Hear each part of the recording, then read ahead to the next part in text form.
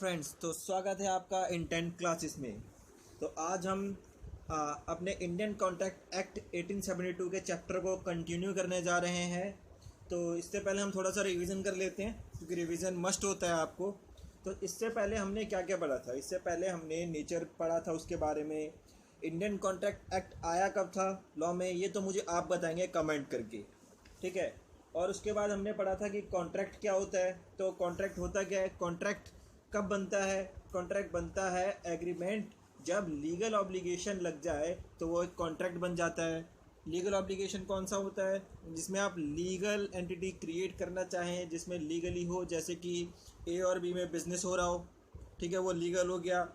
अब ए और be friend हो, फ्रेंड ने चाय के लिए बुलाया, ठीक है, बट जो चाय के लिए बुलाया तो वो कौन सा ऑब्लिगेशन हुआ? Social obligation.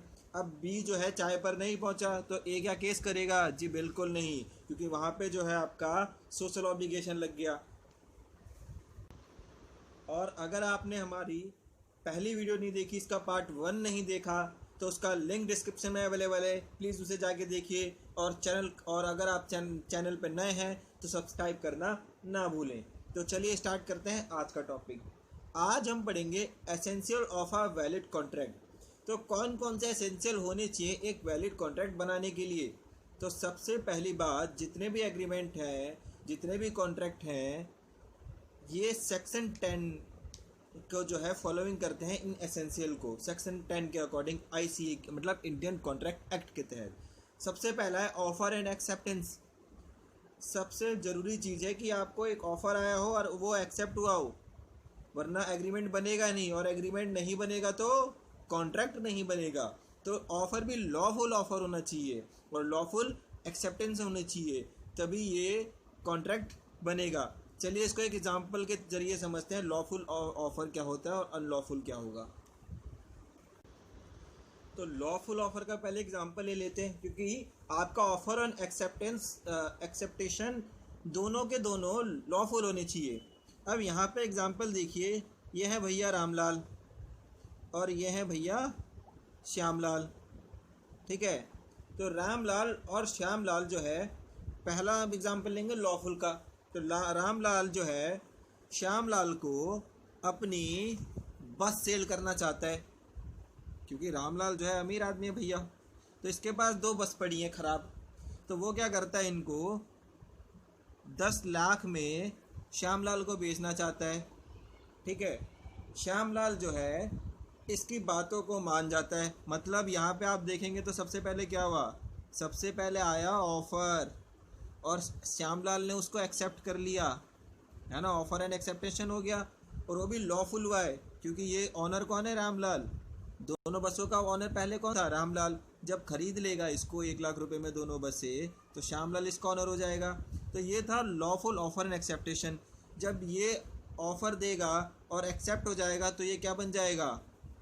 एक कॉन्ट्रैक्ट बन जाएगा कि नहीं बन जाएगा, है ना। दोनों के बीच में कॉन्ट्रैक्ट बन जाएगा। तो ये सबसे पहले एक वैलिड कॉन्ट्रैक्ट के लिए एसेंशियल है, ज़रूरी है। अब आप बात करेंगे हम अनलॉफुल एग्जाम्पल की। तो अनलॉफुल जो कि वैलिड कॉन्ट्रैक्ट में शामिल नहीं होगा, वो ऑफ़र एंड एक्सेप्टेशन कौन सा हो सकता है? तो यहाँ पे है हमारे खत्री भाई और दूसरे हैं रमेश। तो रमेश जो है वो खत्री भाई को बोलता है कि मुझे सुरेश को मर्डर करवाना है जी।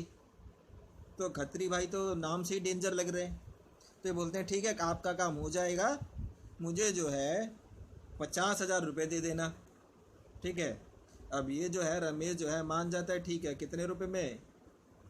50,000 रुपये में, कि मर्डर होने के बाद 50,000 रुपये इन्हें दिए जाएंगे, ठीक है। पहली बात, ये जाके इनका मर्डर कर देते हैं सुरेश का, ठीक है। और रमेश जो है और जो खत्री भाई हैं, इनके बीच में ये जो है, ये पहले बोलते हैं कि 50,000 रुपये में आपको मर्डर करना है। मर्डर किसका करना है? सुरेश का, ठीक है। जब ये सब कुछ हो जाता है, सुरेश को जो है मर्डर कर देते हैं, तो खत्री जाते हैं इनसे पैसे मांगने रमेश से। रमेश बोलता है कौन से 50,000 रुपये, मैं तो नहीं दे रहा। अब ये यहाँ पे अपनी बात से मुकर गए। अब जो खत्री भाइयों बोलते हैं मैं जाऊँगा कोर्ट, आपके खिलाफ करूँगा केस और बोलूँगा आपने जो है कॉन्ट्रैक्ट को ब्रीच करा है। तो क्या ये केस में जाएंगे? तो रमेश बोलता है कि कौन सा कॉन्ट्रैक्ट? पहली बात तो हमने जो करी थी वो इलीगल एक्टिविटी थी। कौन सी एक्टिविटी थी? इलीगल। तो कोर्ट सबसे पहले इन दोनों को ही उठा के जेल में डाल देगा, क्योंकि आपने जो है इलीगल एक्टिविटी करी थी, और कोई भी इलीगल एक्टिविटी वैलिड कॉन्ट्रैक्ट में शामिल नहीं करी जाएगी, उसको जो है ऑफर एंड एक्सेप्टेशन नहीं माना जाएगा। ये बस एक एग्जांपल समझाने के लिए था। तो चलिए आगे बढ़ते हैं। दूसरा पॉइंट इसमें, intention to create legal relation. दोनों पार्टीज का इंटेंशन होना चाहिए लीगल रिलेशन को क्रिएट करने के लिए। There must be intention among the parties that the agreement should be attached by legal constitutes and create legal obligation. जो एग्रीमेंट होगा वो सोशल और डोमेस्टिक नेचर का नहीं होना चाहिए। बात समझ में आई? पहले वाले एग्जांपल से रिलेट कर सकते हैं कि आपका जो है लीगल इंटेंशन होना चाहिए।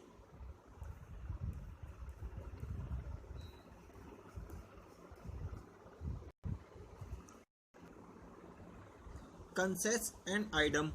अब इसको हम जो है एग्जांपल के जरिए समझ लेते हैं। डेफिनेशन तो आपके बुक में अवेलेबल होगी, तो आप वहाँ से भी इजीली पढ़ सकते हैं। तो एग्जांपल में देखते हैं। तो कंसेंसस एंड आइडम, इसका जो एग्जांपल है, सबसे पहला जो है ये एसेंशियल कब माना जाएगा, इसको हम एग्जांपल के जरिए आपको बताएंगे। इसकी जो डेफिनेशन है वो कहता है कि आप जो है कॉन्ट्रैक्ट के अंदर पूरा डिस्क्राइब कर देंगे इंटेंशन को दोनों पार्टीज़ के अंदर, कि भैया हम ये चीज़ खरीदना चाहते हैं और हम ये चीज़ बेचना चाहते हैं। तो देखते हैं वैलिड कौन सा नहीं होगा। अब रामलाल और श्यामलाल फिर से आ गए जी हमारे बीच में। ये आपका साथ नहीं छोड़ेंगे लॉ के अंदर, ये आपके साथ रहेंगे ही रहेंगे। तो रामलाल और श्यामलाल फिर से आ गए। तो इस बार जो है श्यामलाल जो है अपनी मोटरसाइकिल बेचना चाहता है 2। किसको? रामलाल को। तो रामलाल जो है बोलता है ठीक है भैया मोटरसाइकिल दिखा दो। तो रामलाल जो आता है और वो देख लेता है, उसको अच्छी लगती है अपाची। उसको कौन कौन सी पसंद आती है? अपाची और KTM। तो रामलाल को जो है इनकी बाइक पसंद आ जाती है, अपाची और KTM। और श्यामलाल बेचना चाहते हैं अपनी हीरो होंडा और पल्सर। तब यहाँ पे बात की बात आती है, पैसे की बात। तो रामलाल पूछते हैं भैया कितने में दीजिएगा? तो श्यामलाल बोलते हैं हम आपको दोनों जो बाइक है वो दे देंगे 3 लाख। यार 3 लाख तो ज़्यादा हो गया रेट को हम थोड़ा कम कर देते हैं। बोलते हैं हम आपको जो दोनों बाइक है वो जो है 1 लाख में दे देंगे। अब रामलाल सोचता है कि 1 लाख में अपाची और KTM बेकार थोड़ी ना है, अच्छी बाइक है।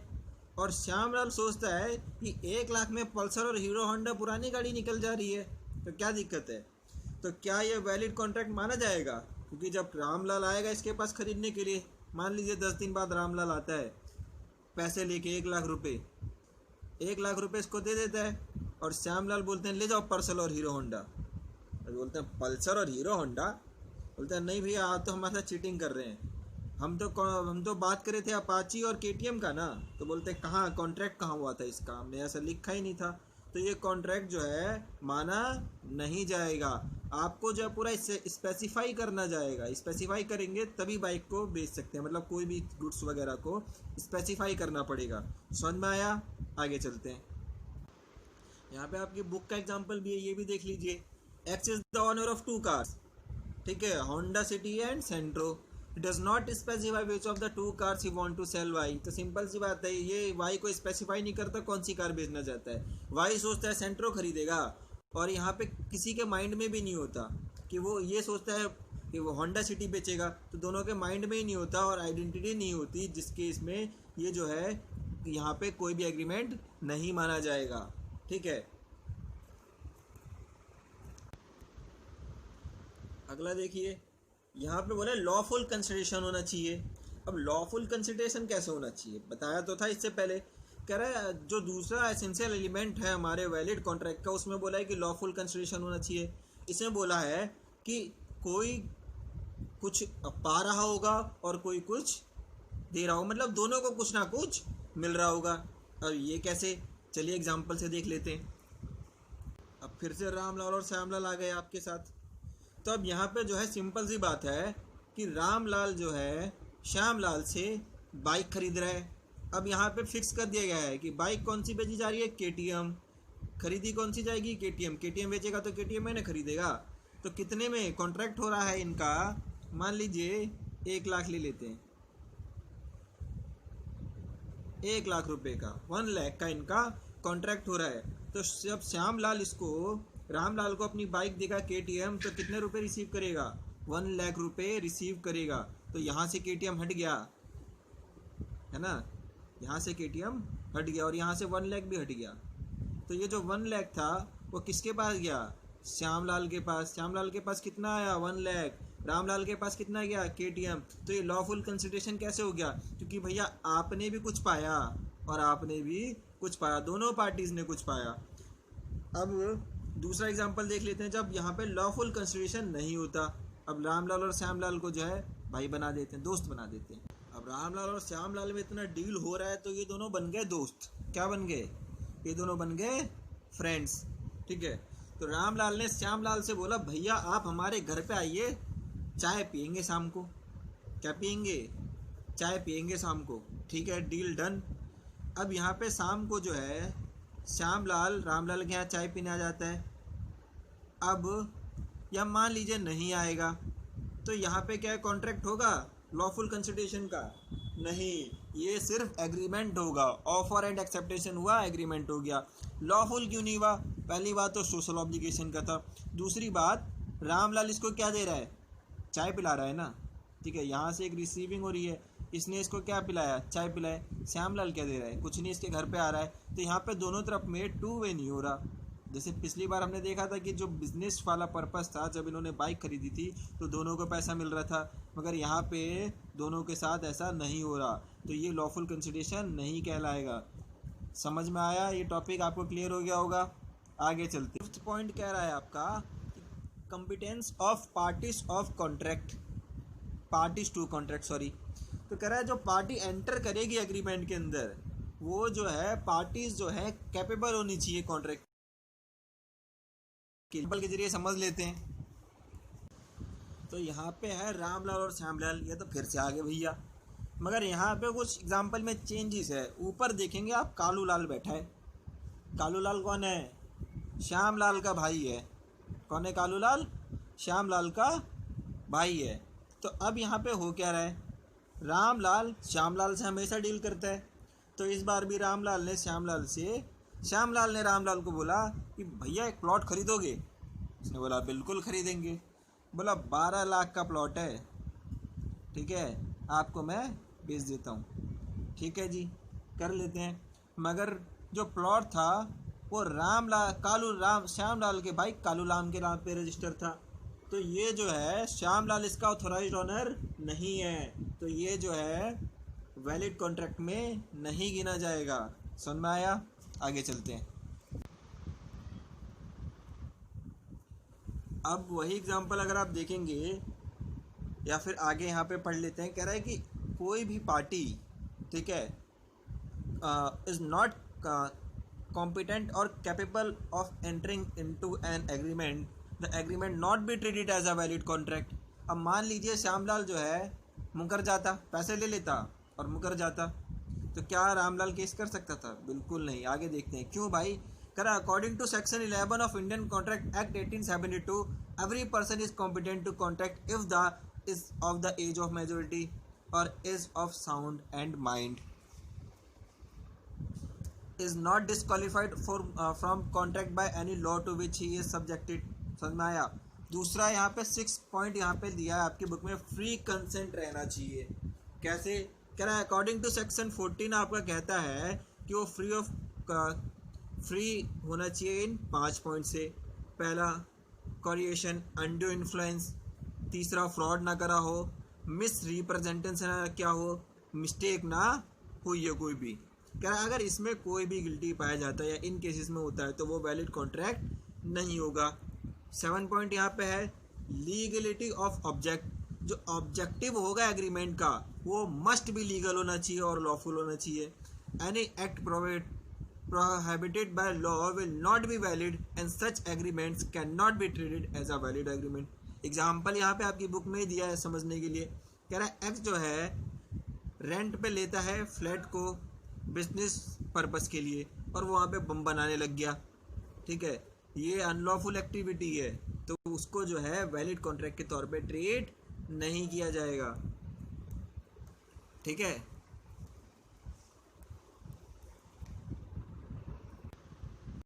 एट पॉइंट दे रखा है कि certainty of meaning in agreement, जो वर्डिंग होनी चाहिए आपके एग्रीमेंट में वो क्लियर होनी चाहिए।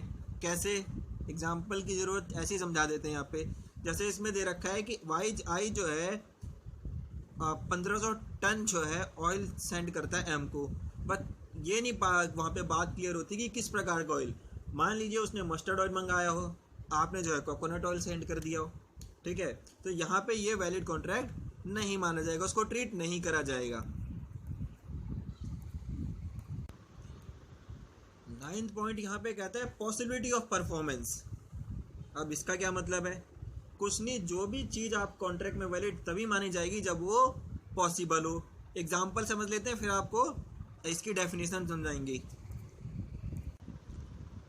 तो जो पॉसिबिलिटी ऑफ परफॉर्मेंस का एग्जाम्पल था उसमें देखिए आप कि एक हरीशचंद है, तो हरीशचंद जो है भैया भगवान की पूजा बहुत करता है, बहुत एकदम सीधा साधा गाय आदमी है, ठीक है, दुनियादारी से कोई मतलब नहीं है, ठीक है, तो कोई भी इनको फंसा जाता है। तो इनको एक बाबा मिलते हैं, तो बाबा हरीशचंद से बोलते हैं कि आप मुझे 50,000 रुपये देंगे। कितने देंगे? तो बोलते हैं कि आप हमें 50,000 रुपये देंगे तो हम आपको भगवान के दर्शन कराएंगे। तो हरीशचंद बेचारा सीधा साधा आदमी, कुछ नहीं पता, तो बोलता है ठीक है बाबा। 50,000 रुपये दे देता है बाबा को और बोलता है कि आप भगवान के दर्शन करा दीजिए। अब बाबा जो है उसको भगवान के दर्शन करा ही नहीं सकते। पॉसिबल है क्या ये परफॉर्मेंस जो है, ये रियल में पॉसिबल है? कोई आपको बोले 50,000 रुपये में भगवान के दर्शन करा दिए जाएंगे, पॉसिबल है? नहीं है, तो इसको एक वैलिड कॉन्ट्रैक्ट नहीं माना जाएगा। अब दूसरा एग्जांपल यहीं पे ले लीजिए, हरीशचंद को जो है, तो रमेश और हर्ष, जो रमेश जो है हर्ष को बोलता है कि मैं तुझे 10 लाख रुपए दूंगा। कितने रुपए दूंगा? 10 लाख रुपए। कब दूंगा 10 लाख रुपए? जब तू 1 किलोमीटर 5 सेकंड में क्रॉस कर जाएगा। 1 किलोमीटर कितने देर में? 5 सेकंड में 1 किलोमीटर क्रॉस कर जाएगा दौड़ के, तो मैं तुझे 10 लाख रुपए दूंगा, ठीक है। वैलिड कॉन्ट्रैक्ट माना जाएगा जी? बिल्कुल नहीं। पॉसिबल है क्या? कोई भाग सकता है इतनी तेज, है ना। तो अगले एग्जाम्पल की तरह अगला जो है आपकी डेफिनेशन जो है बुक में वो पढ़ ले। कह रहा है according to section 56 if the act is impossible of performance physically और legally the agreement can not be enforce by law. पहला आपको एग्जाम्पल दिया था भगवान वाला, ठीक है, और दूसरा हमने एग्जाम्पल कौन सा दिया था? तेज दौड़ने वाला, ठीक है। तो ये दोनों के दोनों इसमें लागू होते हैं। Impossible agreements like one claims to run at speed 1000 kilometre per hour और हाई जंप 200 फीट, यहाँ पे भी एग्जांपल वही दे दिया है, would not be create a valid agreement. सही बात है, जिसको क्रिएट नहीं करा जाएगा। और जो एक्ट हैं जो कैपेबल ही नहीं हो सकते, परफॉर्म नहीं हो सकते, उनको हम वैलिड कॉन्ट्रैक्ट में ट्रीट नहीं करेंगे। समझ में आया? कह रहा है लीगल फॉर्मेलिटीज़। लीगल फॉर्मेलिटीज़ में सबसे पहली बात, जो आपका एग्रीमेंट है वो राइटिंग में होना चाहिए या ओरल में होना चाहिए। मगर ज़्यादातर केसेस में कोर्ट ये कह देता है कि जो आपका एग्रीमेंट होना चाहिए वो राइटिंग में होना चाहिए। जैसे कि registration of transfer of property act 1882, है ना। आपने किसी को प्रॉपर्टी बेची, मान लीजिए आपने उससे पैसा ले लिया या आपने उसको पैसा दे दिया, ठीक है, प्रॉपर्टी का, और आपने मुंह से बोल दिया था, आपने उसने श्यामलाल से बोल दिया कि ठीक है मेरा घर तुम्हारा। कोर्ट में जाके क्लेम कर देगा कि नहीं, इसने तो मेरा घर हड़प लिया है, पैसे भी गए और वो भी गए। तो बोले नहीं, इन्होंने मुंह से बोला था। तो कौन मानता है? ओरली भाषा कौन मानता है? तो बोले वहाँ पे तो बोला जाएगा सबूत दिखाइए, सबूत तो है नहीं, ना ही पैसे देने का सबूत है, ना ही प्रॉपर्टी ट्रांसफ़र का सबूत है। तो आपको जो है रिटर्न एग्रीमेंट राइटिंग में ज़रूर बनवाना चाहिए। These agreement are valid only when they fulfil the formality like writing, registration and signing by both parties at extra.